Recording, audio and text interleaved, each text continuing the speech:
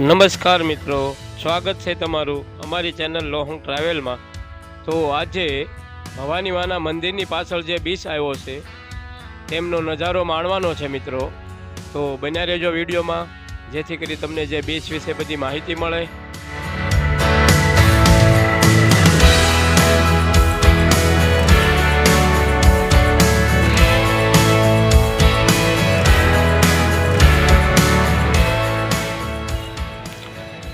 આપણે ભવાની માના મંદિરેથી નીચે ઉતરતા સાઈડમાં હનુમાનજી મહારાજનું પણ મંદિર આવે છે મિત્રો, તો તેમના પણ દર્શન કરી લઈએ।